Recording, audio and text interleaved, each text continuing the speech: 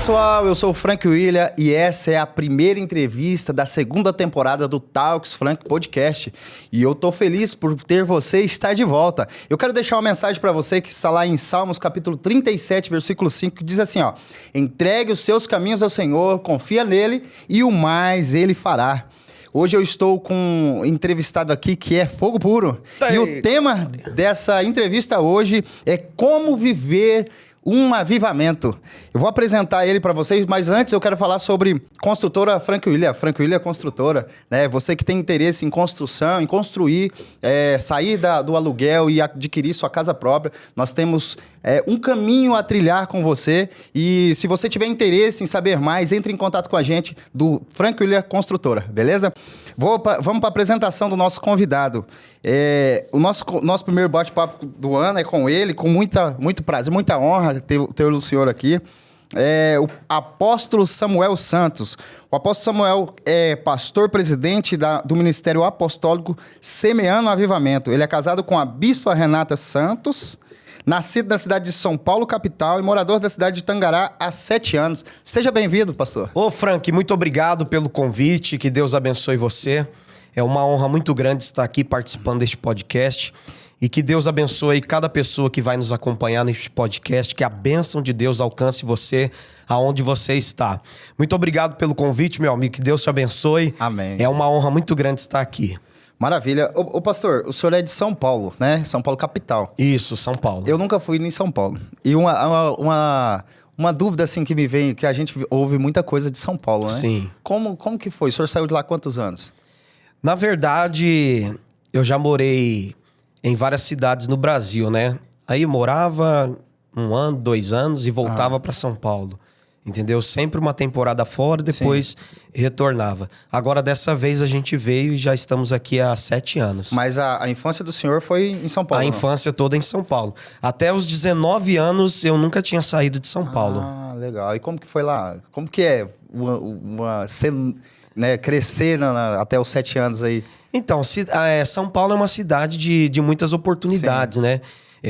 Para o ramo nosso de igrejas, agendas, a gente que sempre viveu do altar, né? Ou viveu no altar, então é uma gama de oportunidades, é uma imensidão de igrejas, né, que existe em São Paulo. Então, pra gente sempre foi muito bom, né? Tirando a parte negativa que o pessoal sempre assiste, né? Sim. Nas reportagens, televisão, essas coisas, eles focam só no ruim, né? Sim. Mas São Paulo é uma cidade extraordinária. Maravilha, que bom. O senhor veio a Tangará há 7 anos atrás? Há 7 anos atrás, isso. Como que se deu isso? Então, eu vim pra cá atender uma agenda, né? A gente veio em Campo Novo do Parecis. A gente veio atender uma agenda, pregar numa festividade. E o pastor dessa igreja me fez um convite para vir pastorear uma igreja aqui em Tangará da Serra. Ele tinha uma congregação aqui e essa congregação estava sem pastor, o pastor tinha ido embora, né? Eles estavam pagando aluguel com a igreja fechada, né? Tinha 6 membros e quando ele me fez o convite para vir assumir essa igreja, ele me fez uma proposta. Eu liguei para minha esposa, né? Ela em São Paulo e eu aqui. Liguei para ela e contei para ela, né, a proposta, o convite que o pastor de lá tinha me feito para vir para Tangará da Serra. E ela, na mesma hora, ela concordou em vir, entendeu? Porque Deus já tinha falado com a gente, né, que a gente ia sair de São Paulo, que Deus estava preparando tudo para nossa saída. E foi dessa forma que a gente veio. A gente veio assumir um trabalho aqui com 6 pessoas, lá no Jardim dos Ipês, um trabalho muito pequeno. E a gente tá aqui até hoje, pra glória de Deus. O senhor iniciou lá no Jardim dos Ipês e tá até hoje lá? Tô até hoje lá. Que bacana. Mas aí, no caso, hoje, hoje o senhor o senhor fundou uma denominação, no caso. Isso. No caso, esse ministério que eu vim, eu fiquei nele durante 1 ano e 6 meses. A gente fez o trabalho lá durante 1 ano e 6 meses. Só que aí houve um desacordo, né? houve um desacordo diante da proposta que ele tinha me feito, né? A gente teve uma conversa no início e depois começou a mudar essa conversa, entendeu? E por falta de entendimento também, questões doutrinárias, essas coisas, a gente começou a se desentender. Eu chamei ele, sentei com ele e falei, ó, desse jeito não dá, eu vou voltar para São Paulo, entendeu? Entreguei tudo para ele e nessa decisão de voltar para São Paulo, Deus disse que não, que era para a gente continuar em Tangará, que o trabalho ainda não tinha sido concluído, né?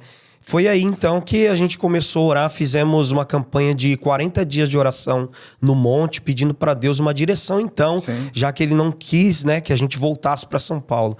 Foi quando Deus deu a direção desse ministério, que na verdade era só um projeto, né? Projeto Semeando Avivamento, que era o ministério da palavra na minha vida. A gente saía pregando pelo Brasil todo aí. Aí desse projeto veio o Ministério Apostólico Semeando Avivamento, que a gente fundou lá no Jardim dos Ipês. Que legal, varão. O senhor, no caso, o senhor também, a família do senhor, no caso, os pais também já eram pastores ou não? Então, na verdade, assim, os meus pais, eles tiveram... Eu vou contar um testemunho aqui agora. Opa, maravilha. Na verdade, os meus pais, eles se afastaram da igreja, tiveram um tempo no mundo, né? Vivendo na cachaça, na bebida. E quando eu tinha 8 para 9 anos de idade, me deu a paralisia infantil, né? Paralisia infantil. Fiquei durante um tempo em cima da cama, com paralisia infantil, sem poder andar. E foi nessa época que a minha mãe fez um voto com Deus, né? Ela fez um voto com Deus. Se Deus me curasse dessa enfermidade, se eu voltasse a andar, ela ia retornar para a igreja e nunca mais ia sair. Então Deus ouviu esse voto dela, né? Ela me levou na igreja e no primeiro culto que a gente foi, através da oração do pastor, o Senhor operou esse milagre na minha vida e eu voltei a andar no meio do culto. Caramba! E quando Deus fez esse milagre na minha vida, ela reconciliou, né? Meu padrasto também, que era afastado da igreja, reconciliou. E até hoje eles estão firmes na presença de Deus através desse milagre que Deus fez na minha vida. Que maravilha, varão. Que bênção.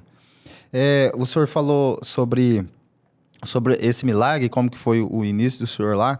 O senhor teve uma época que o senhor... até quando o senhor começou na igreja ali, que o senhor teve afastou ou não? Sempre na igreja? Então, quando a minha mãe se firmou na igreja, assim que Deus me curou com os 9 anos de idade, ela se firmou, né? Só que eu não entendia muita coisa. Sim. 9 anos de idade, sim, né? Então, dos 9 anos ali até os 14 anos, eu vivi aquela vida de moleque, né? Brincando, futebol, empinando pipa. Não sei se aqui fala, empinando pipa. Todas as brincadeiras de moleque, né? Eu brincava. Sim. E dos 12 para os 13 anos ali, eu comecei a me envolver com a molecada meio da vida errada, entendeu? Sim. Que gostava de usar uma droga, entendeu? De fazer coisas que não devia fazer. E eu comecei a me envolver com essa galera aí, né? Tanto no bairro como na escola também. E eu comecei a dar uma mudada na cabeça, sabe? Passei a usar aquelas... Antigamente, não sei se você lembra ou se você conhece, já ouviu falar, era roupa poperô, né? Que falava. Poperô. Umas calças meia caídas. Aí o pessoal... O pessoal ouvia muito rap, Racionais. E eu parti pra essa onda aí, entendeu? Parti pra essa onda, fliperama e bagunça mesmo. Só que assim, todos os dias minha mãe me obrigava a estar com ela na igreja. Então eu brincava, ia pra escola, zoava durante o dia, mas 7 horas era a hora de tomar banho e ir pra igreja, entendeu? Então ela não abria mão de me levar pra igreja. Tinha que ir vida louca, mas tinha que ir. Vida louca, querendo um mundão, mas tinha que ir. Às vezes ficava bravo com ela, entendeu? Mas eu tinha que ir. E eu louvo a Deus por essa decisão dela. Sim. Porque se ela não tivesse feito isso, hoje... talvez eu nem estaria aqui, sim, sim, né? E eu vou contar um testemunho pra você. Vou contar um testemunho pra você. Pra você e pra todos que nos acompanham, né? Quando eu fiz 14 anos de idade, Frank, eu estava dentro de um fliperama, um lugar onde os moleques se reuniam, né, para poder jogar. E ali também era um ponto de droga, né? E eu não saía dali. E teve um dia que nós estávamos ali jogando, brincando, e houve um tiroteio ali, né? Por parte de, não polícia com bandido, mas bandidos se desentenderam e um começou a atirar no outro. E uma das balas veio na minha direção. Eu tava no fliperama jogando e uma das balas veio na minha direção. Passou do meu lado e pegou no fliperama onde eu tava jogando. Caramba. Atingiu a máquina que eu tava jogando. Todo mundo se jogando no chão, eu também me joguei no chão, mas aquela bala era pra ter me pego, né? Sim. Deus me livrou naquele dia. E o interessante é que isso foi na parte da tarde. Quando foi à noite, minha mãe forçou eu ir pra igreja com ela.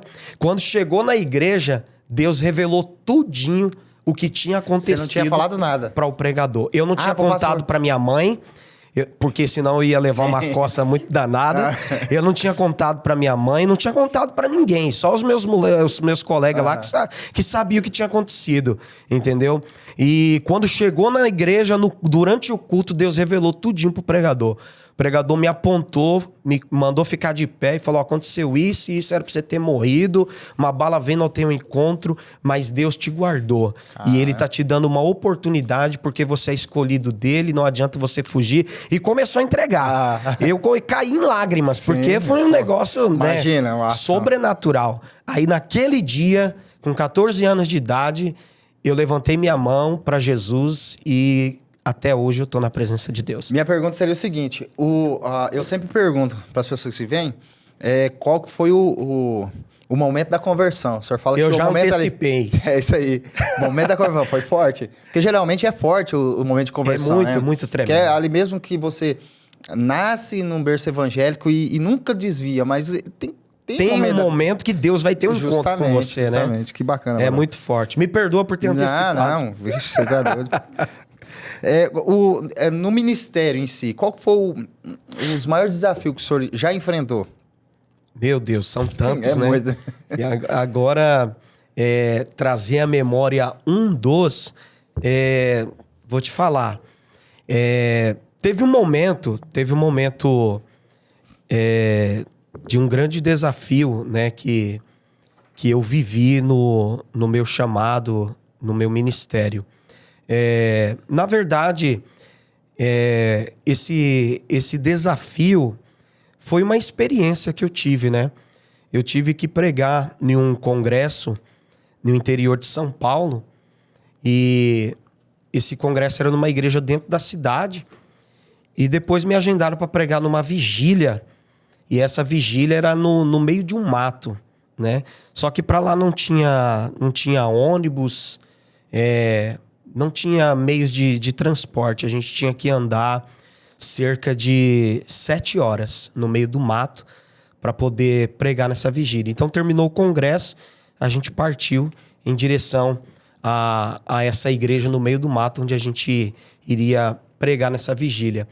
E foi um desafio muito grande, porque eu nunca tinha vivido isso, né?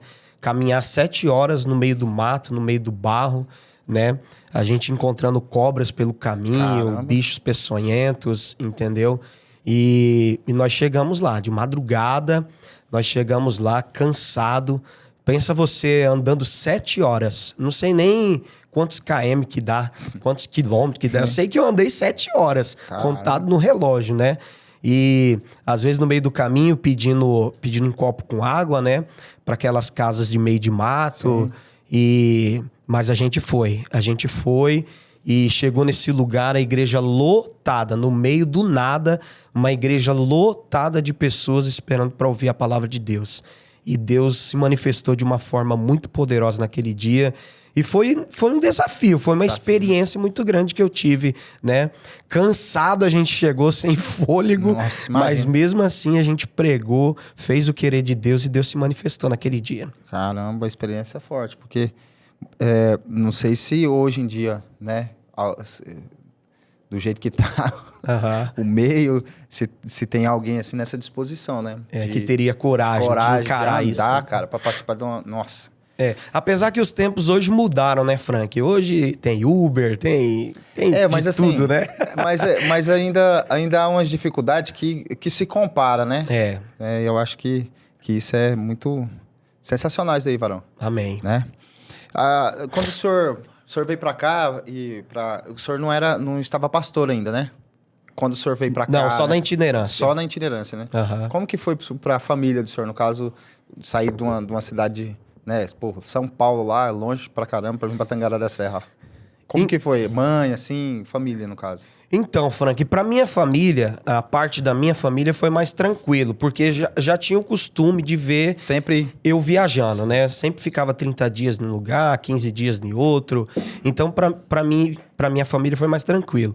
Mas pro lado da família da minha esposa foi mais difícil, né? Porque nós estamos há pouco mais de 10 anos juntos e ela nunca tinha saído de São Paulo, né? Sempre ao lado da família, da mãe, dos irmãos. Então, quando veio essa notícia, né, de que ela teria que me acompanhar vindo para cá, para eles foi mais difícil, porque nunca tinha... Não tinha acostumado. Não tinha costume de ter a ausência dela ali, entendeu? É a primeira vez que ela tinha saído de São Paulo para morar fora, né? Então foi mais difícil para parte da família dela. Mas aceitaram numa boa, apoiaram, nos ajudaram, né? Minha sogra fez por mim o que eu acho que nenhuma sogra faria, né? A gente tinha um Palio 98 e esse Palinho rodou o Brasil, viu? Rodou o Brasil. E o Palio tava meio judiadinho, né? E quando ela soube que a gente ia vir pra cá, mais de 24 horas de viagem, ela falou, esse Palio não vai aguentar. E ela tinha ganhado um Uno 2012, aquele Uno Mille, né? E ela falou pra mim, eu vou vender esse Uno pra você deixa o Palio pra mim. E eu falei pra ela, mas eu não tenho dinheiro. Como que eu vou comprar esse Uno seu? Ela falou pra mim, você paga do jeito que você puder. Mas eu não tenho condições agora, eu tô indo para assumir uma igreja que tem 6 membros, né? Não sei nem como vai ser. Ela falou, quando você puder, você começa a pagar pra mim. Então ela fez isso por mim, né? A gente pegou um carro que era bem melhor do que o nosso, né? Que deu para fazer essa viagem de lá para cá de uma forma segura. E quando as coisas começou a andar, encaminhar, foi estabilizando, eu fui pagando para ela mês a mês, né, em uma parcela pequena, mas ela fez por mim isso e eu sou muito grato a ela se ela estiver assistindo. Por isso que ela fez por nós. Legal. Geralmente na sogra não faz isso, não. Tô brincando, minha sogra é uma benção também. Vai pegar vento aí, vai. Ai. Ô, Varão, o senhor tem um ministério, né? Vamos dizer assim, e uma visão e uma forma que Deus usa peculiar, né? Amém. Que é que é o mais do lado pentecostal. Normalmente a gente... Eu acho que eu já falei isso pro senhor. Que eu gosto de ir lá sim. Por conta disso. Porque lá na minha infância, quando a gente fala lá na infância, parece que a gente é velho pra caramba. Mas na minha infância, eu vivi muito isso. Amém. E hoje, né? As coisas mudam, né? E aí as pessoas tentam mudar algumas coisas que é imutável. E acaba que a gente fica... nós não experimentamos mais aquilo. E lá o senhor, eu não sei como, né? Que é o tema dessa entrevista também, que é como ter uma vida ou viver uma vida avivada. Sim. Como manter essa essência, assim? Parece que quando eu tô com o senhor, eu tô na igreja do senhor, parece que eu volto... Lá na minha infância, né? Aquele amor das pessoas pelo evangelho e também aquela falta de interesse na opinião das pessoas no mundo moderno hoje. Não, você não pode ser dessa forma, você não pode agir dessa forma. E eu vejo que o senhor tá nem aí. Né? Isso é muito bom. Porque tem pessoas, às vezes, que fica preocupado com o que o outro vai pensar, o que o outro vai pensar. Ah, vamos mostrar isso que não, que isso aqui... Como se viver o evangelho da forma que Deus... te chamou para viver fosse algo que tinha que ser oculto, né? Sim. E pelo contrário, o evangelho tem que ser exposto, né? É verdade. Como que o senhor lida com isso? Porque é um desafio. O senhor concorda? É um desafio muito grande. É um desafio muito grande. É uma pergunta relevante, né? E importante para os nossos dias. É o seguinte, Frank. dentro dessa pergunta, o que eu tenho para dizer para você é o seguinte: a igreja, ela precisa se atualizar, né? Ela precisa se atualizar, precisa entender o momento, né? A igreja não pode parar no tempo, né? Ficar estagnada ali, Sim. né? Não pode viver só do passado. Tem que se atualizar, tem que caminhar conforme, né, as coisas vão mudando, a gente também tem que mudar. Só que uma coisa é importante a gente entender: nós não podemos esquecer as nossas raízes. A gente não pode esquecer a nossa essência. Então, nós trabalhamos no Ministério MAS dentro de 4 pilares. E é esses 4 pilares que mantêm o ministério do jeito que é. Primeiro pilar, a oração. A gente não abre mão da oração, tá? É 15, 20, já foi mais. Hoje deu uma diminuída, né? Porque tem uns irmãos que não aguentam, né? Mas todo início de culto é 20 minutos de oração. 25. Tem uns obreiros que ainda levam até 30, entendeu? Mas a gente não abre mão disso, porque a gente entende que o avivamento passa por aqui. Sim. Oração. Oração no monte, madrugada, a gente termina uma campanha e inicia outra, oração 5 da manhã, entendeu? Tem muita gente que não aceita, não concorda, né, com esse ritmo, mas esse pilar eu pretendo manter no ministério. Pilar da oração. Só abrindo um parênteses aqui, isso de oração no começo de culto, joelhada ali, oração no começo do culto, Sim. é coisa de igreja antiga. Porque eu não vejo mais, é muito difícil. Às vezes eu falo como sou um ministro de louvor, muitas vezes a gente chega, por exemplo, na minha denominação, a gente chega mais cedo para ensaiar, porém perdeu-se o hábito de joelhar e orar pelo menos 5, 10 minutos. Não tem mais isso, né? Isso aí é uma coisa que é uma essência que não se perdeu aí, no caso. Exatamente. A gente busca manter isso aí. Por quê, Frank? Porque a oração é que atrai a presença Sim. de Deus. A oração abre caminhos, né, para o louvor que vai ser ministrado. A oração quebra barreiras, a oração quebra correntes, né? A oração muda a atmosfera do ambiente. Então, se não tem oração, como que vai ser a manifestação da presença de Deus no lugar, entendeu? Então, a gente mantém isso aí. Então, a primeira coluna é a oração, a segunda coluna é a palavra, né? A gente se dedica bastante à palavra. Nosso culto tem palavra, a gente não abre mão, é 40 minutos de palavra, né? E o louvor, né? Terceira coluna, o louvor. E a quarta coluna, não tão menos importante quanto as outras, de suma importância também, que é o jejum. Entendeu? É propósito em cima de propósito, é jejum. Sem essas 4 colunas, não tem como você viver uma vida de avivamento. Entendeu? Na minha forma de pensar e de enxergar a Bíblia, o avivamento passa por aqui. Entendeu? Porque é aqui, através da oração, da palavra, do jejum e da adoração, que a pessoa vai se aquebrantar diante de Deus, né? Que a pessoa vai renunciar aos seus pecados, né? E o avivamento é isso. O avivamento é confrontar, né, o pecado. O avivamento é aquela pessoa que está morta espiritualmente voltar a viver. Sim. E ela só vai voltar a viver se ela se encaixar dentro dessas vias da oração, do jejum, da palavra, da adoração, entendeu? Top, show. Aí, ó, você que quer viver um avivamento, tá aí as ferramentas aí para você buscar, né? E não é fácil, né, Val? Não é fácil. Não é fácil. Eu quando eu tive um momento de conversão, uma das primeiras coisas que uma vez um pastor falou para mim assim que eu tinha que ler Bíblia, e eu era um cara que não gostava de ler. Nunca gostei de ficar lendo. Eu sempre gostava de entender alguém me explicando. E aí eu comecei a orar, comecei a jejuar. Automaticamente houve a necessidade de ler Bíblia. Então foi onde eu comecei a ter o hábito de leitura por conta de leitura de Bíblia. Mas não é fácil. Às vezes você pega a Bíblia 5 minutos e dá sono. No começo, verdade. Né? É assim? É verdade. Dá um cansaço, enfim. Como o senhor explica a importância do batismo com o Espírito Santo e os dons espirituais? Porque assim, ó, eu já vi muitas pessoas, muitos debates, aliás, né? Não debati porque eu não tenho conhecimento profundo nisso.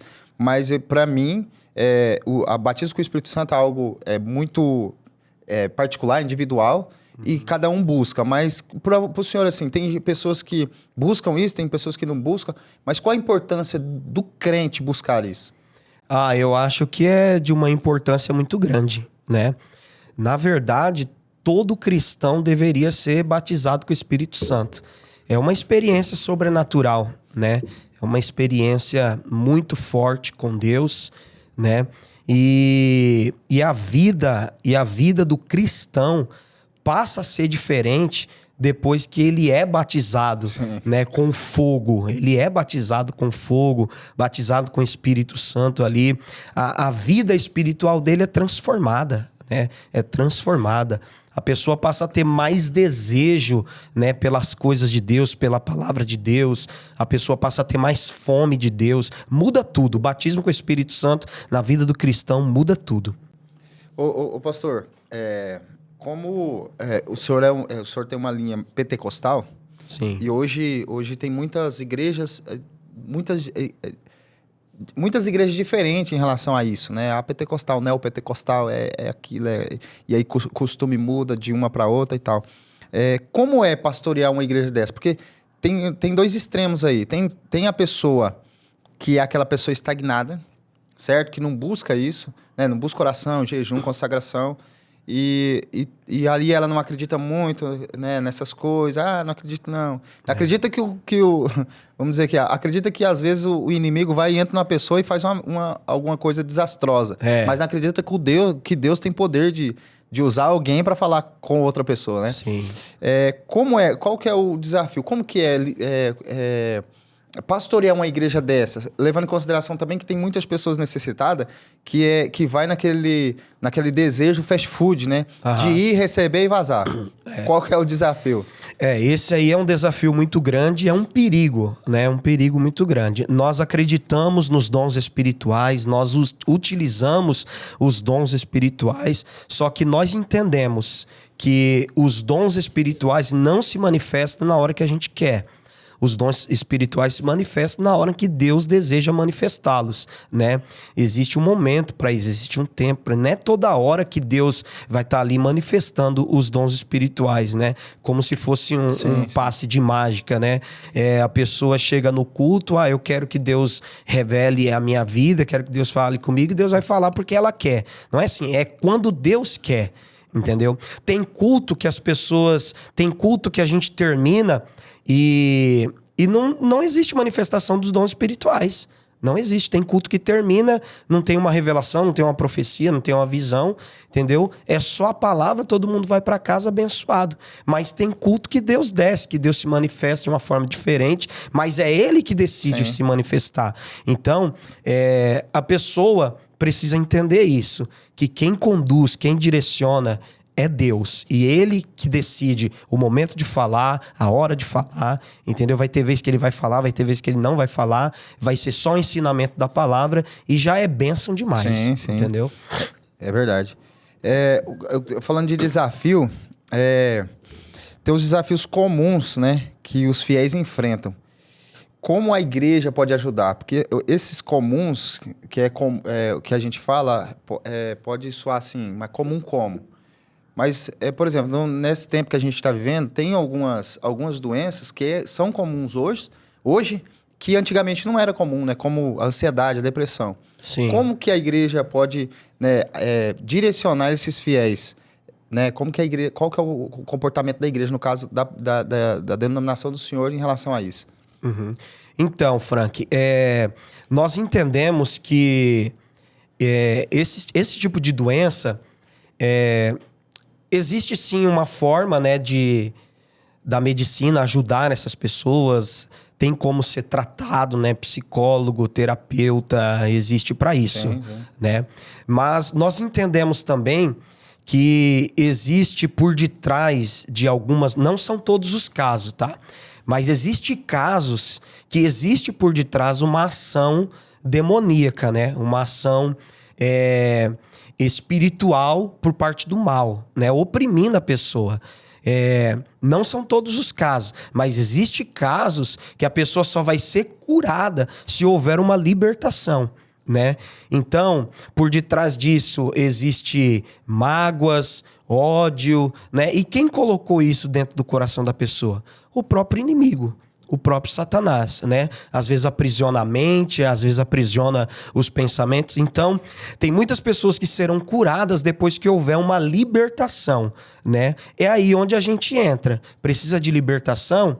Conta com a gente. A nossa igreja é uma igreja que busca muito isso, né? Sim. Através da oração, do jejum, da palavra, e a gente oferece, né, essa ajuda espiritual para essas pessoas que estão passando por situações semelhantes a essas. Existem vários e vários testemunhos lá na igreja de pessoas que foram curadas, né, de depressão, pessoas que foram curadas de esquizofrenia, pessoas que foram curadas, né, da síndrome do pânico, pessoas que retalhavam os pulsos, tentando suicídio, e foram libertas. Nós temos testemunhos na igreja sobre isso, entendeu? Então, há no mundo espiritual demônios que atuam nessa área, oprimindo a vida das pessoas. E é onde a gente entra, oferecendo um apoio espiritual e também agindo para que Deus liberte essas pessoas, entendeu? Você vê como que é a importância da igreja numa sociedade, Sim, né? É verdade. Porque mesmo que identifica que não é, eles conduzem essas pessoas pro profissional que, Sim. né, que vai fazer dali o tratamento necessário. Eu sempre falo assim, Fran, que busca o profissional, né? O profissional existe para isso. O terapeuta, o médico, o psicólogo, né? Existe para isso. Aquilo que o psicólogo não conseguiu, o terapeuta não conseguiu, o médico não conseguiu, os remédios não conseguem, é porque tem algo espiritual. Sim. É aí onde a gente entra, entendeu? Foi na medicina, não resolveu? Vem pra cá. Que com a ajuda de Deus, nós vamos conseguir. Me veio na mente aquela passagem daquela mulher, né? Que vivia viajando, buscando cura do fluxo De sangue, Ela recorreu primeiro à medicina. à medicina. Gastou todo o dinheiro. Todo dia. Às vezes também, né? Se fosse direto... Tem essa também, né, Varão? Depende da fé também, né? É verdade.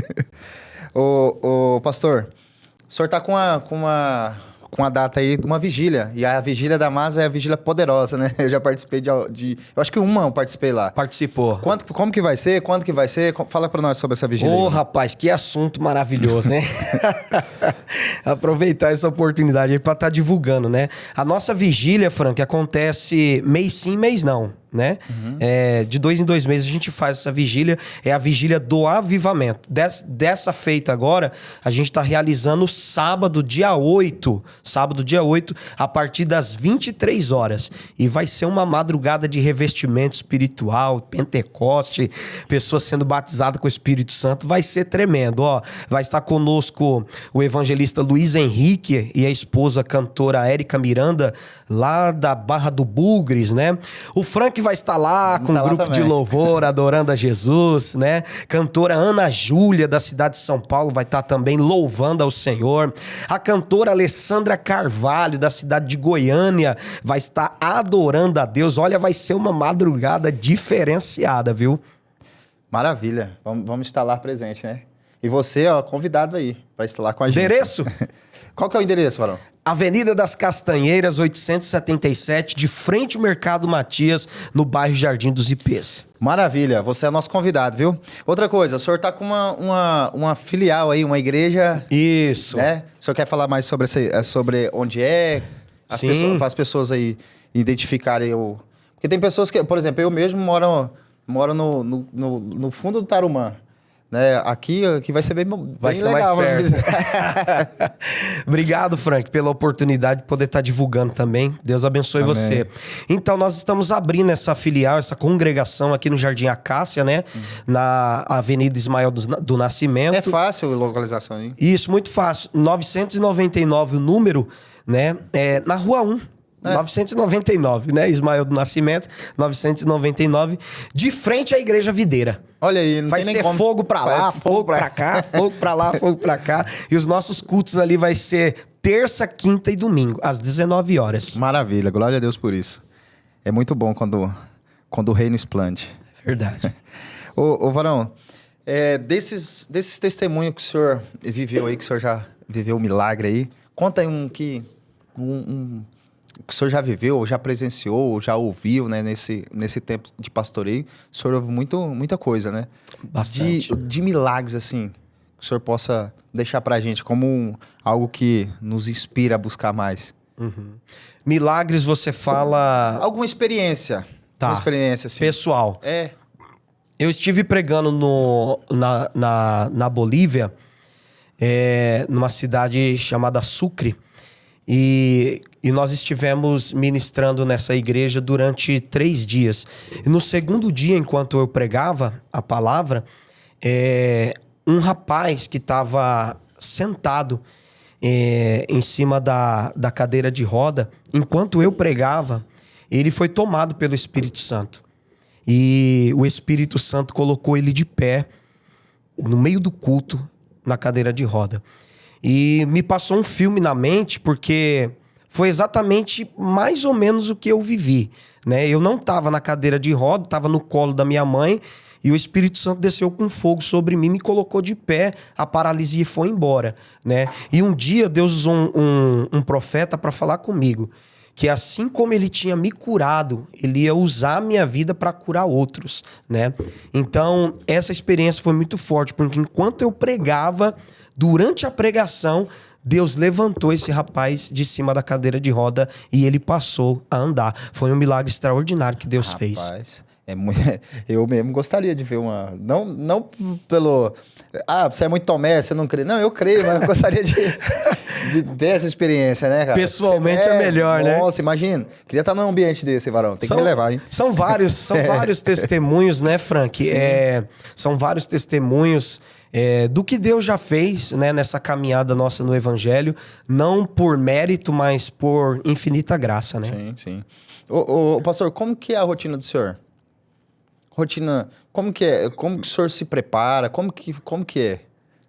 Pra gente entender, assim, como que é a rotina de um pastor. Então, Frank, é o seguinte, tem muitas pessoas que vê a gente em cima do altar, né? Vê ali a gente pregando, dando lugar para o Espírito Santo, vê Deus fazendo as coisas, vê Deus falando, mas não sabe o que a gente enfrenta para poder estar ali, para poder chegar ali, né? É uma luta diária, né?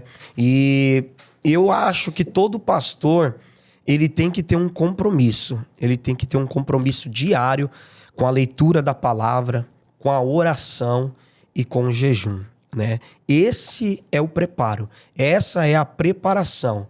Essa é a rotina, né, que um pregador, que um pastor tem que ter, né? Se ele quer ver coisas extraordinárias acontecendo, ele tem que passar por essa rotina. É diariamente, jejum, oração, leitura da palavra, entendeu? Não vou dizer para você que a gente tem que passar o dia todo orando e jejuando, também porque não dá. Sim. Mas no dia tem que ter um período, tem que ter um momento seu a sós com Deus. Entendeu? Minha esposa tá aqui, ela é minha testemunha, né? De que eu tenho esse período todos os dias com Deus. É orando, é jejuando, é lendo a Bíblia, é lendo um livro, entendeu? Diariamente isso.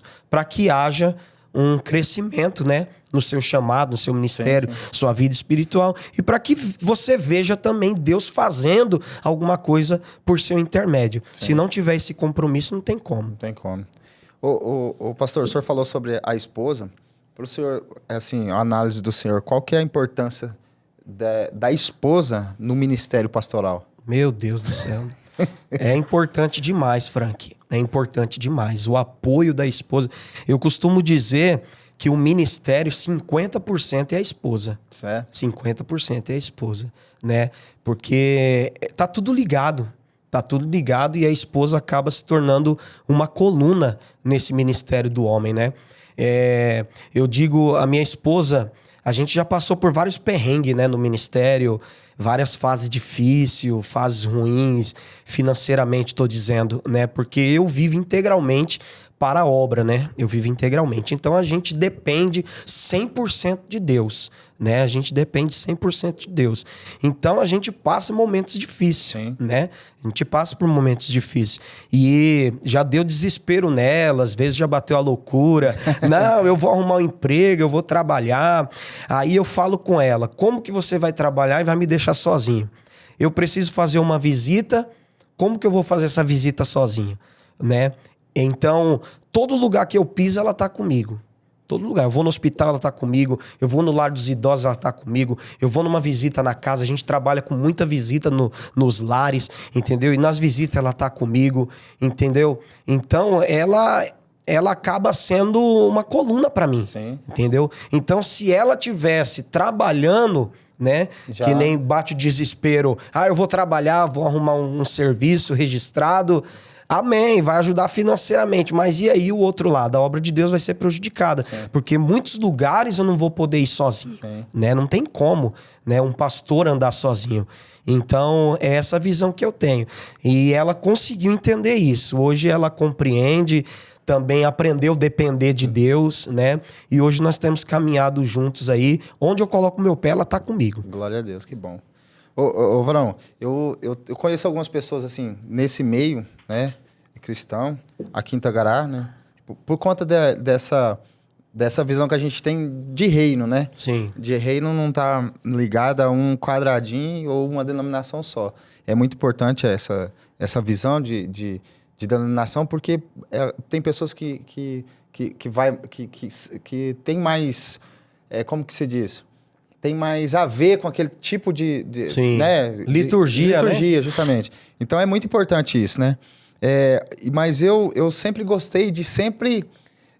Eu conheço muito pastores, porque eu sempre gostei de andar com pastor. Porque eu entendo que andar com pastor, você está andando com o homem de Deus na terra, né? O mínimo, né? Então, eu já fui em muitos lugares que os pastores me levaram, conheci muita gente, e eu acho muito bacana isso, porque eu tive uma experiência agora, na segunda-feira. Eu acho que eu estava num cartório, e aí uma irmã me ligou e falou assim: Frank, eu estava aqui limpando a igreja e me veio vocês na mente e tal, e eu senti de convidar vocês para ir no monte com a gente. Falei: isso aí, tá glória de Deus. O Satanás não vai convidar. Para ir num monte, né? Falei: não, nós vamos. Aí desmarquei alguns compromissos que eu tinha, nós vamos. E lá não era... Eles falam monte, mas como tá chovendo, eles não estão indo no monte. Aí eles estão indo num lugar lá que eles prepararam, perto da próxima cidade. E eu achei muito interessante, eu nunca tinha ido lá. Aí eu pensei, eu vou chegar lá e vou ficar um pouco... Eu gosto de ir num lugar assim, principalmente quando eu quero ouvir a voz de Deus, assim, claramente, né? De um lugar que ninguém me conhece. Sim. Entendeu? Aí eu cheguei lá, rapaz, conhecia todo mundo. Nossa. Porque tinha um de um lugar, tinha outro de outro, tinha outro de outro. Aí os ministros, o ministro de uma igreja, ministro de outro. E, Frank, vem pra cá e tal. Rapaz, e Deus operou maravilhosamente ali. Eu creio. Eu fazia tempo que eu não sentia a presença de Deus daquela forma e não via as pessoas se envolvendo daquela forma. Aham. Aí eu cheguei numa conclusão que as pessoas que foram estavam indo no mesmo propósito. Não tinha envolvimento político de igreja, tipo, Sim, você é dessa, você... Não. Embora estava sendo promovido por uma, mas a visão deles é assim, é de reino. Sim. Então, Deus manifestou, houve milagres lá, Sim. entendeu? E eu falei: cara, que ambiente legal. Eu vejo que o senhor tem esse hábito de tanto convidar as igrejas para participar, e também eu vejo na rede social do senhor que o senhor tem... Inclusive, se você está assistindo a gente, quer seguir o pastor, qual que é o arroba do senhor lá? Depois ele fala. Eu vejo que o senhor vai muito, né? O senhor citou aí, o senhor vai em hospital, o senhor Sim. vai... E tem muitas pessoas que às vezes têm o desejo, certo? Mas ele às vezes está numa denominação que não tem não tem alguma... Essa visão, Essa né? visão, ou não tem não sei se funciona como ministério e tal, que vai, tem uma data. E aí eu gostaria que o senhor, se o senhor achar necessário, convidar essas pessoas, se tiver interesse de estar com o senhor, que eu também, Amém. uma hora dessa, eu quero estar presente, visitando, porque eu fui uma vez no Lar dos Idosos. No Lar Mas dos é Idosos. muito... Eu vejo o senhor na UPA, eu já vi o senhor na UPA lá. Aham. Dos vídeos, né? Eu acho muito interessante isso aí. Não, muito bacana, porque é um trabalho necessário, né? Sim. A gente foi acolhido ali na UPA ali pelos funcionários, dá um maior apoio quando a gente chega, é uma alegria, né? E durante o trabalho que a gente faz, oração, louvor, a gente percebe as pessoas chorando, né? As pessoas recebendo a oração, perguntando o endereço da igreja, entendeu? Então é um trabalho muito, muito importante, né? para o reino de Deus. E a nossa visão, o Frank, é exatamente o reino. Exatamente o reino, entendeu? Nós somos muito julgados pelas pessoas porque a nossa igreja é uma igreja que não prega usos e costumes, né?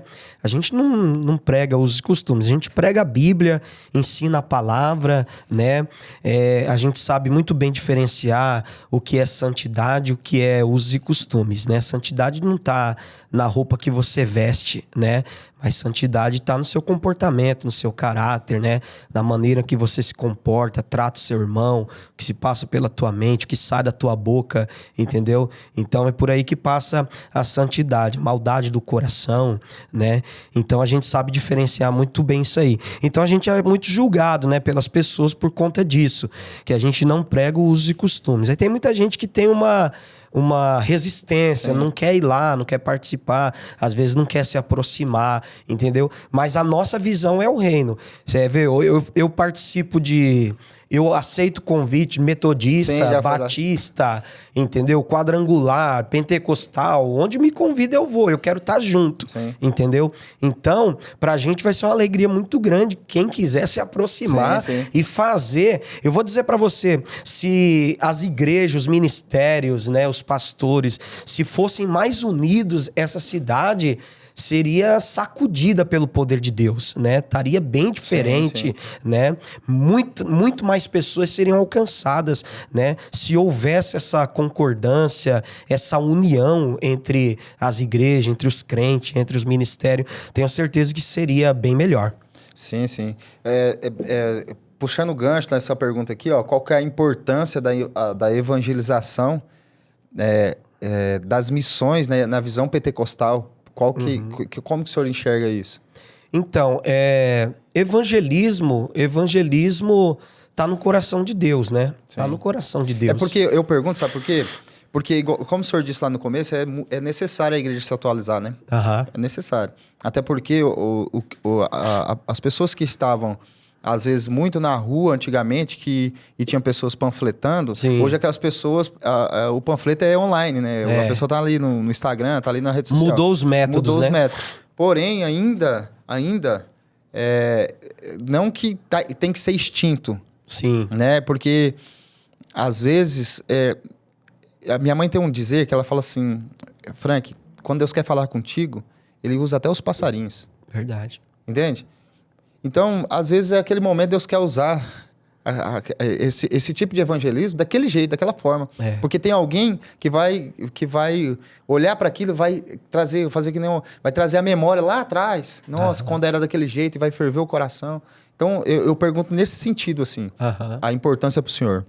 Então, Frank, como eu disse, o evangelismo está no coração de Deus, né? E a igreja, eu vejo que a igreja, ela existe para isso, para evangelizar, né? Para ganhar vidas, para levar o evangelho até aquelas pessoas que precisam ouvir o evangelho, né? Então, existem várias formas hoje de você fazer esse evangelismo, né? Através das redes sociais, né? Tem como você continuar com os métodos antigos e implementar os novos, né? Sim. Mas não pode deixar de fazer, porque o evangelismo é de suma importância. Hoje a gente trabalha com os panfletos, né? A gente entrega na rodoviária, nas praças, na UPA, a gente tá com os folhetinhos, entendeu? Entregando, mas a gente também tá nas redes sociais, entendeu? A gente tem a live da igreja, a gente tá divulgando o evangelho, entendeu? Tem o canal no YouTube também, que a gente tá divulgando o evangelho, entendeu? Então, a gente tá no método antigo também, usando as formas atuais de evangelismo, né? E em relação à juventude, Varão, porque a juventude é o futuro da igreja, né? Sim. Eu vejo que tem muita gente que vai muito no extremo, né? Isso é opinião própria, mas também não convém nem eu falar. O que o senhor acha, né? Qual que é a visão do senhor em relação a atrair jovens? Tem métodos que copia coisas mundanas, tem métodos que traz um pouco do mundo na igreja para atrair o jovem, mas o que o senhor acha? O que o senhor acha necessário, né, nessa atualidade aí em relação aos jovens? Eu acho, Frank, muito perigoso você usar métodos mundanos para poder atrair os jovens, entendeu? Porque às vezes você vai atrair uma multidão de jovens, só que você não vai conseguir um resultado efetivo, né? Às vezes, o jovem está ali só por euforia, né? Está ali apenas para participar de um momento e às vezes acaba não tendo aquele real encontro com Jesus, entendeu? Que precisa ser feito, né? Esse encontro com Jesus para que haja realmente uma mudança na vida de um jovem. Então, eu creio que nós precisamos ganhar os jovens para Jesus, nós precisamos atrair os jovens para Jesus, mas nós temos que tomar cuidado com os métodos. Sim. Pastor, pra gente afunilar aqui, antigamente a gente ouvia muito pregador falando assim, se arrependa, né? Que é os últimos dias, a gente tá vindo e tal. Desde que eu era criança, eu ouço isso, né? E muitas pessoas falam assim, caramba, é sempre essa pregação, mas Jesus nunca volta, né? Já passou pra minha cabeça isso. Mas depois que a gente vai tendo maturidade, a gente vai entendendo que, às vezes, não vai ser no tempo que a gente está vivo que Jesus vai voltar. Sim. Vai ser mas a nossa vida que está correndo um risco de acabar e a gente ficar, né, no caso, morrer sem Jesus. Na visão do Senhor, nesse mundo que a gente está, né, esse turbilhão de informação, o inimigo tendo eu acho que um dos maiores ataques hoje que o inimigo tenha na mente, como o senhor disse, né? Ataca a mente para fazer você descredibilizar o evangelho através de pessoas como referência que era para ter, para alinhar com o evangelho, está desalinhando, né, os falsos profetas. Como que o senhor atua, né, com a visão assim de avivamento no ministério do senhor para aniquilar esse tipo de mal? Eu sei que é algo muito, como que eu vou dizer? É algo que o senhor não vai resolver sozinho. Sim. Né? Às vezes o senhor está martelando sozinho ali. Sim. Como que é pro senhor isso? E como continuar não desistindo? Sim. Então, Frank, dentro dessa pergunta, existem muitas informações, como você mesmo disse, existem muitos comentários, um fala uma coisa, outro fala outra. Na minha forma de pensar, eu prefiro pensar com a Bíblia, né? Eu prefiro ficar com a Bíblia do que com as informações, do que com as opiniões. E eu vejo que a Bíblia, ela está se cumprindo a cada dia, né? A cada dia que se passa, a palavra do Senhor, ela está se cumprindo. E esse dia da vinda do Senhor está mais próximo do que a gente pode imaginar, né? É claro, como você disse, existem pessoas que Jesus voltou para ela individualmente, né? Muitas pessoas foram tiradas, foram levadas de forma individual, né? Mas eu continuo acreditando piamente no arrebatamento da igreja, né? E eu acredito piamente que nós estamos vivendo já as vésperas desse grande acontecimento. E Jesus vai voltar para buscar a sua igreja. Eu creio na Bíblia e eu creio que o arrebatamento da igreja é real e vai acontecer. O senhor acha que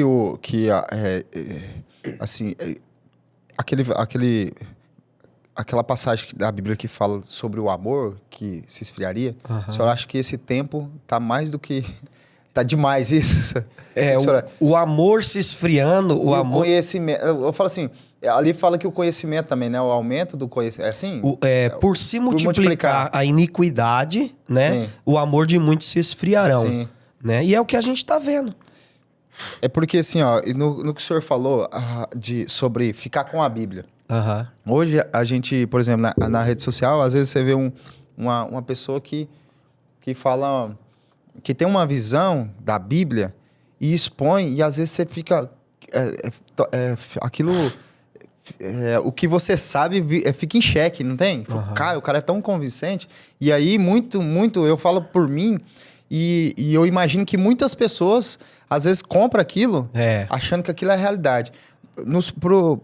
De tudo que a gente falou aqui sobre o avivamento, como um crente, em outro ponto também, só para acrescentar essa questionamento meu, essa pergunta, em outro ponto, a Bíblia diz que os falsos profetas, ele enganariam até os escolhidos, não é assim que fala?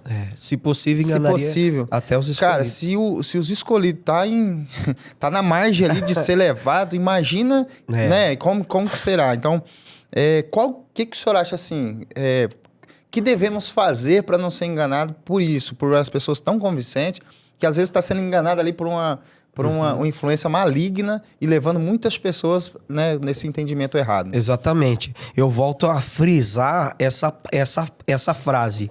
Fica com a Bíblia.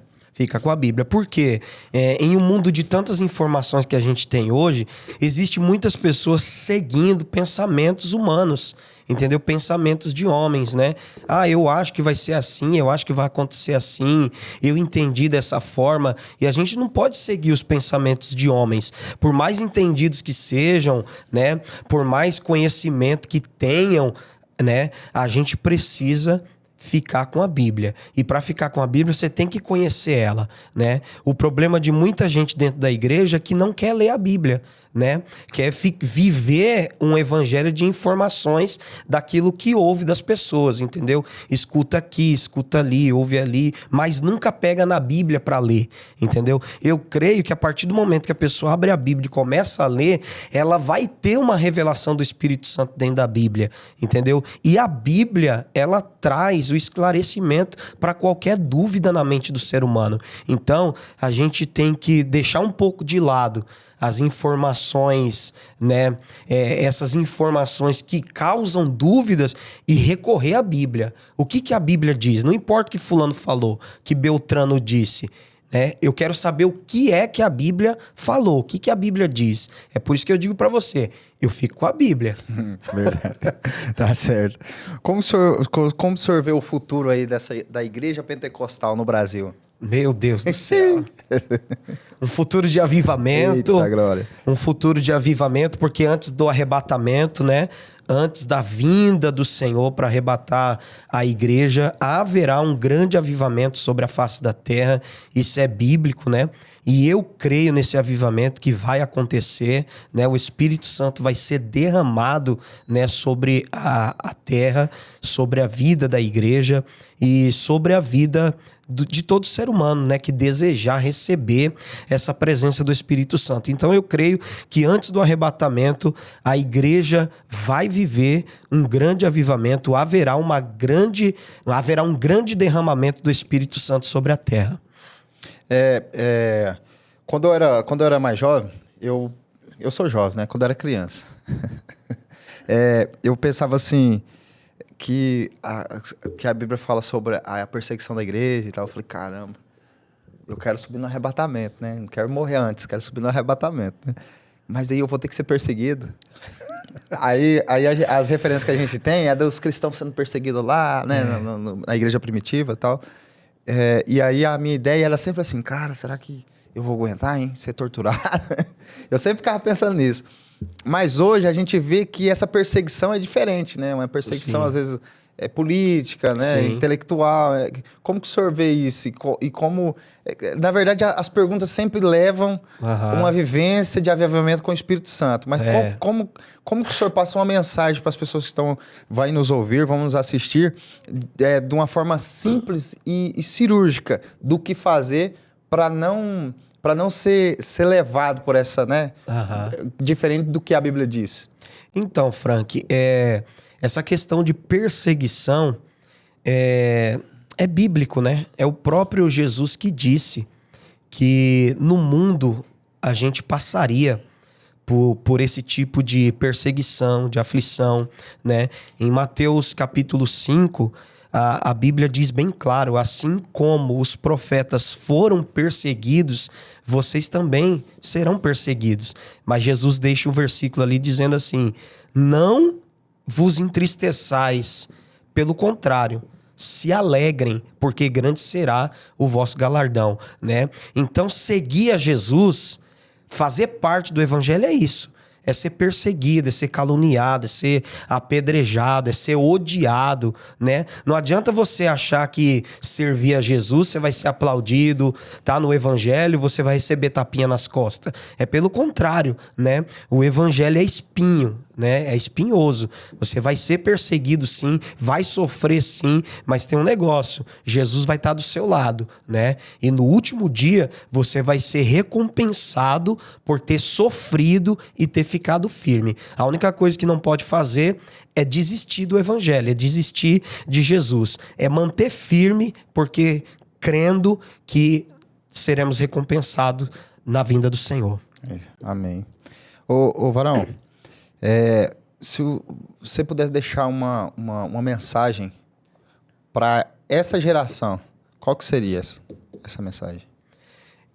A mensagem que eu deixaria para todos que estão nos assistindo e para se eu conseguisse, né, alcançar essa nação, se a minha voz chegasse, eu deixaria uma mensagem de alerta, né? Uma mensagem de alerta. Já é quase meia-noite. Já é quase meia-noite. Mateus capítulo 25, Jesus conta uma parábola, né, sobre as 10 virgens para exemplificar ali a sua vinda, né? E ele diz que as 10 virgens estavam todas esperando o noivo, mas havia 5 delas que eram prudentes e 5 delas eram loucas.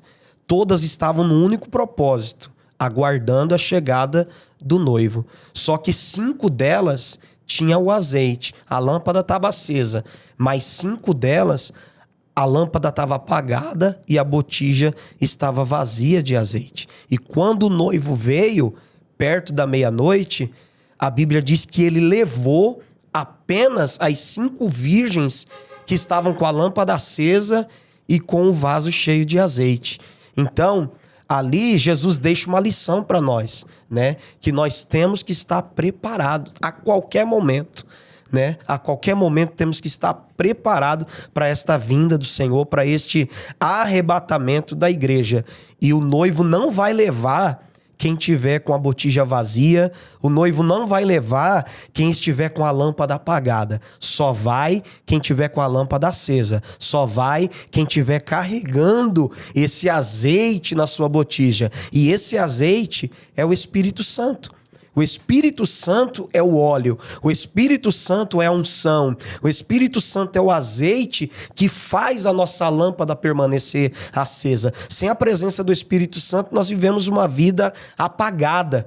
Então, a mensagem que eu trago é uma mensagem de alerta e de despertamento, né? Acenda a tua lâmpada. E para você acender a tua lâmpada, você precisa estar cheio do Espírito Santo. O Espírito Santo é o óleo, o Espírito Santo é a unção, é o azeite que mantém a tua lâmpada acesa. Então, para ter essa lâmpada acesa, precisa ter o Espírito Santo. É isso aí. Amém. Glória a Deus. Um conselho que o senhor daria para quem deseja servir a Deus com excelência. Eu falo em ministério, servir ali. E o que o senhor entende que é servir também a Deus com excelência? Ô Frank, eu li uma frase e essa frase ficou gravada no meu coração. O simples, bem feito, ele é excelente, né? Então, existem muitas pessoas que pensam que fazer algo para Deus com excelência é você oferecer aquilo que você não pode, aquilo que você não tem, né? É você se esforçar para poder fazer aquilo que você não pode e o que não tem. Quando, na verdade, a excelência para Deus é você fazer com aquilo que você tem, entendeu? Fazer bem feito com aquilo que você tem, com aquilo que você pode, né? Deus não quer que você fique se sacrificando para fazer o que não pode. Você pode fazer bem feito, com excelência para Deus, aquilo que você já tem, né? Seja o que for. Se você foi chamado para o louvor, se você foi chamado para servir, né? Um copo com água na igreja, faça com alegria. Faça com vontade, com prazer, né, com satisfação. E isso para Deus vai ser a excelência, né? A Bíblia diz que tudo quanto nós fizermos para Deus tem que ser feito com alegria, né?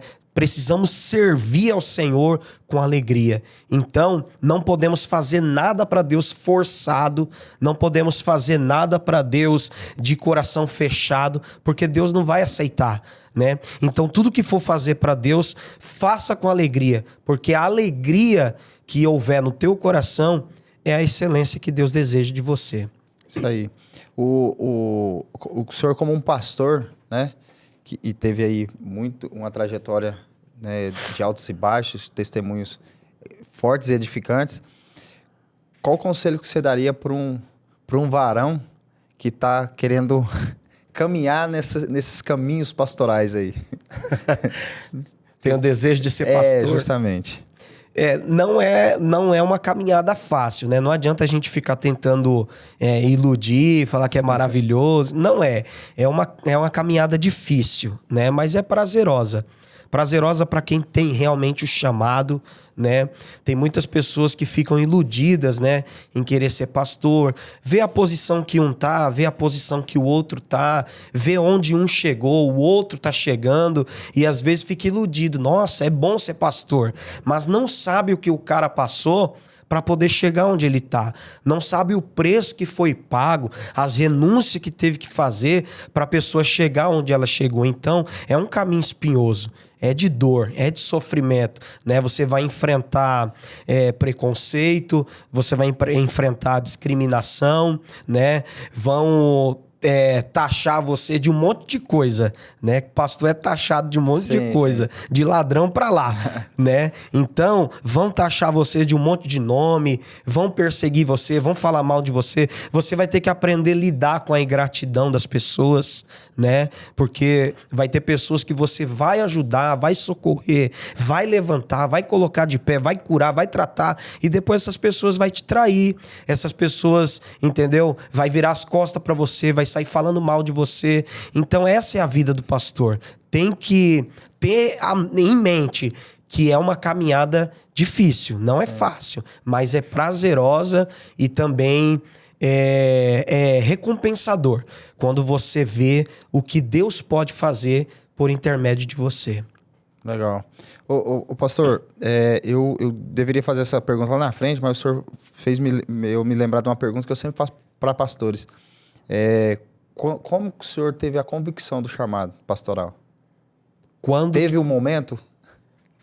Rapaz, porque assim, essa é uma dúvida, porque muita aspirante a pastor aí, eles têm, né? Eu já participei de um processo de um curso da Metodista, e ali eu falei assim, não é por esse caminho aqui não. E aí essa era sempre a dúvida que todos tinham, entende? Tinha uns que já teve um momento com Deus, que Deus posicionou, e aquilo é mais do que uma posição, é a questão de dentro, né?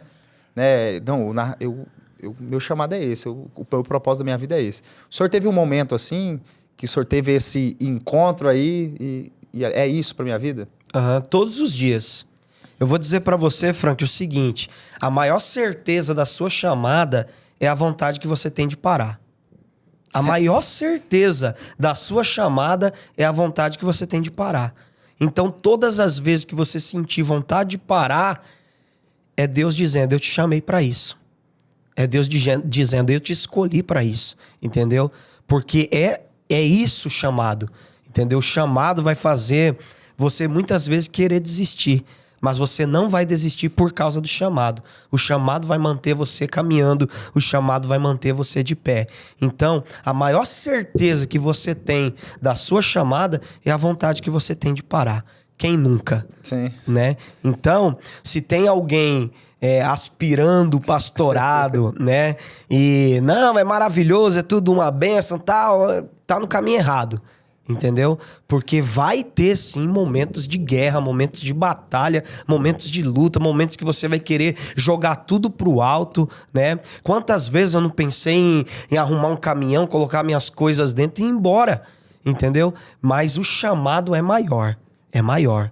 O chamado é maior e faz você perseverar, faz você insistir. Não estou aqui por causa de um propósito. Deus me trouxe aqui para uma missão e eu não vou sair daqui sem cumprir o que Deus me trouxe para fazer, entendeu? Top. Ô Varão, nós já tá finalizando aqui eu gostaria de fazer o senhor falar consigo mesmo. Se o senhor pudesse voltar no tempo, com a cabeça que o senhor tem hoje, com as experiências que o senhor tem hoje, a maturidade, até onde o senhor chegou, para falar, para dar um conselho, o que o senhor daria lá atrás pro senhor mesmo? Pra mim mesmo? Assim, porque tem uns erros que a gente comete, né? É. Lá atrás, que fala, putz, eu já ouvi aquela, nossa, se eu pudesse voltar no tempo, com essa cabeça que eu tenho hoje, eu faria... O conselho que eu daria pra mim mesmo lá atrás seria: ouça a voz de Deus e não a voz das pessoas. Porque eu cometi muitos erros ouvindo as pessoas, entendeu? Ouvindo a opinião das pessoas, né? Ouvindo conversas de pessoas. Então eu cometi muitos erros.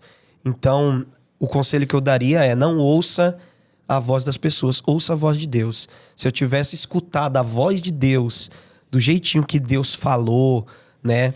Do jeitinho que Deus orientou, eu teria evitado muitas coisas na minha vida, né? Mas por ouvir A, B, C, um amigo, um colega, às vezes ouvir uma oposição, né? A gente acaba cometendo erros na vida. Então, ouça a voz de Deus e não a voz das pessoas. Legal. E essa questão de ouvir a voz de Deus é tão simples e a gente coloca numa complexibilidade. Porque assim, ó, onde eu tive uma experiência, eu gosto de buscar essas experiências, mas na simplicidade, não tem? Eu ouvi uma pregação muito tempo atrás falando que a gente tem que falar com o Espírito Santo como se a gente tivesse... Porque ele é real. Sim. Né? Por mais que a gente não tá vendo, mas ele é real. E eu saí impactado com aquela mensagem. Falei, a partir de hoje, o Espírito Santo senta aqui, bom dia, boa tarde. Eu tenho esse hábito. Aí eu tô falando aqui, às vezes eu tô num pensamento aqui, pedindo orientação. E ontem eu tive uma experiência que foi interessante. Eu fiquei grilado depois, mas foi interessante.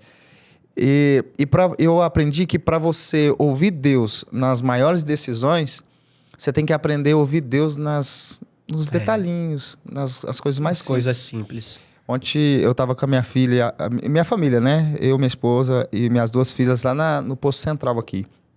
Minha filha machucou o pé lá e levamos ela lá. E aí, esperando na fila, e a minha filha mais nova, ela é agitadona, né? E ela não aguentava ficar no colo e tal. E aí teve uma hora... E aí a gente já tava 2 horas lá. Até deixar uma crítica aqui. Tô brincando, vou deixar, não. Foi benção, foi benção. E aí, rapaz, eu peguei ela e falei assim, vou lá na esquina. E aí tô indo lá fui lá na esquina pra andar com ela. Aí veio a Sara junto, minha filha mais velha. E tal. E aí eu fui até na esquina, voltei, fui de novo. E ali eu... Oh, Deus, tem misericórdia da minha vida. Pensando, né? Tem misericórdia e tal, e tal. E eu ouvi Deus falando assim, volta pra lá. Uhum. O senhor sabe, quando é Deus que fala... Sim. Quem tem esse hábito sabe. Sensibilidade, justamente. Né? E aí eu fiquei pensando assim... Pô, vou esperar um pouquinho, vou lá, ela vai ficar... E de novo, leva ela. Varão, foi o tempo no caso, a caminhada de quase uma quadra, daria mais ou menos 2, 3 minutos. Se eu tivesse ouvido na hora que eu ouvi a primeira vez, era o tempo de eu chegar lá na porta. Passou 2 a 3 minutos, a Carla sai grilada comigo. Que chamou a Débora, a minha filha. Chamou ela lá. E aí, lotado o negócio, e nós esperando quase 2 horas.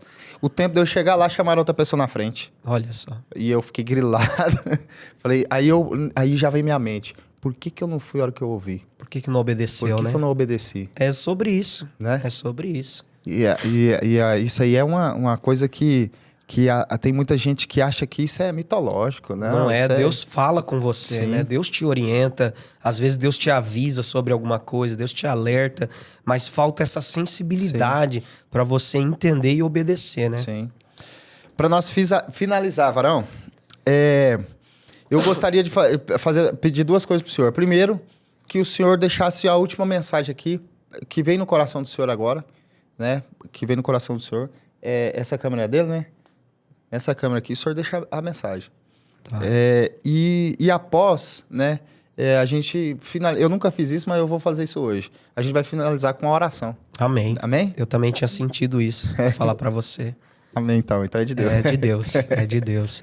Frank, esse ano nós estamos de um propósito na igreja, a gente está trabalhando sobre esse tema, o ano do crescimento, o ano do progresso, né?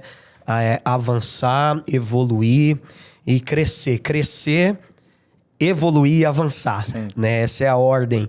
Então, eu quero deixar aqui uma palavra de Deus para você que está nos acompanhando nesse podcast, exatamente dentro desse tema, uma passagem bíblica no livro de Gênesis, capítulo 37, que fala sobre a história do menino chamado José, que com 17 anos de idade, ele recebe de Deus um sonho, né? E esse sonho se tornaria uma promessa de Deus na vida dele, né? Uma promessa de crescimento. Deus estava escrevendo o seu futuro ali através do sonho.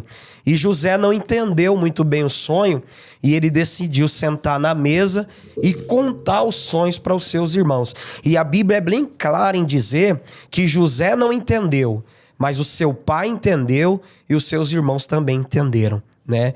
E porque ele não entendeu e contou, ele acabou sofrendo uma retaliação muito grande, né, por parte dos seus irmãos. A Bíblia diz que tanto mais o odiavam por causa dos seus sonhos, né? Então os irmãos entenderam o que Deus estava mostrando para José, onde José ia chegar.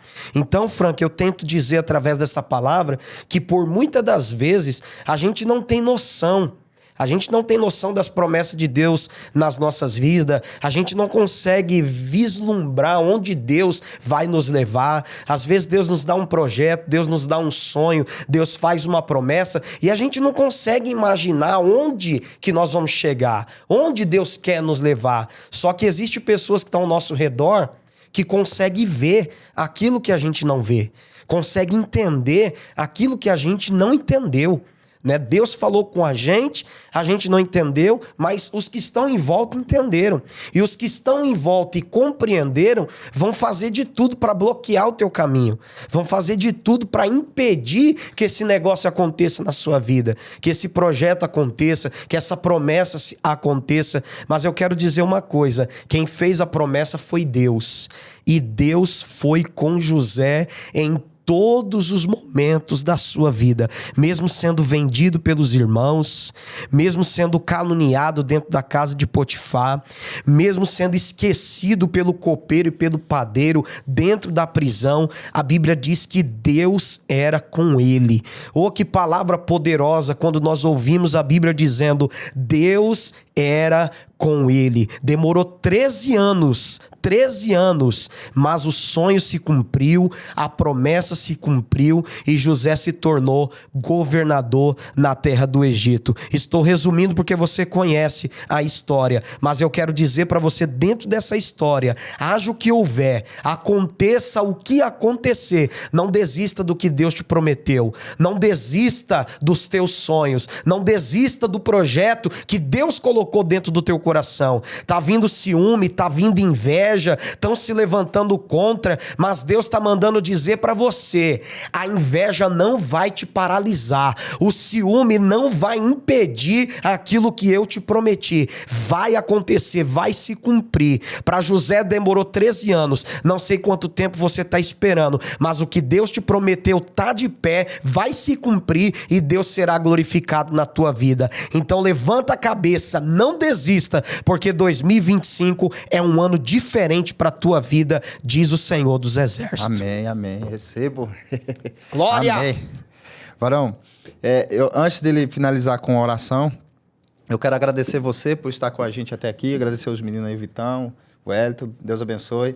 A pastora Renata, Deus abençoe também. Amém. Pastor, Deus abençoe a disponibilidade de o senhor estar aqui. Amém, foi um prazer. Aí. Que Deus possa continuar abençoando grandemente o ministério do Senhor. Amém. Eu vejo Deus na vida do Senhor em todos os sentidos. E que essa chama, esse ministério do Senhor cada vez mais alcance mais pessoas, né? Como me alcançou, como alcançou minha família e alcançou várias pessoas. Que esse ministério Masa pode que venha crescer em vários lugares da cidade, que as pessoas possam ser envolvidas através dessa unção derramada sobre a vida do Senhor. Amém? Amém. Obrigado de coração, que Deus abençoe. Eu que agradeço. O senhor pode fazer oração e a gente finaliza. Vamos orar então. Senhor nosso Deus, muito obrigado por esta tarde abençoada, por este dia abençoado. Muito obrigado por este podcast realizado, por esta conversa, meu Deus, que fluiu tão especial e de forma sobrenatural. Que o Senhor possa alcançar a vida de pessoas através deste podcast. Te glorifico pela vida do Frank, te glorifico, meu Deus, por toda essa equipe que aqui está. Que a bênção do Senhor seja sobre a vida deles. Muito obrigado, Senhor, por esta oportunidade. Honras e glórias nós damos ao teu nome. Meu Deus, continue fazendo essa ideia, esse projeto crescer a cada dia. Que esta promessa que existe na vida do Frank, Senhor, possa se cumprir. Meu Deus, que o Senhor seja com ele em cada decisão, em cada projeto. Que o Senhor seja com ele a cada dia da sua vida, fazendo prosperar, fazendo avançar. E que cada pessoa que está nos assistindo seja alcançada pela tua mão agora, e que a bênção do Senhor repouse sobre a vida de todos, em nome do Pai, em nome do Filho e em nome do Espírito Santo de Deus. Amém. Muito obrigado. Deus abençoe. Deus abençoe, até a próxima.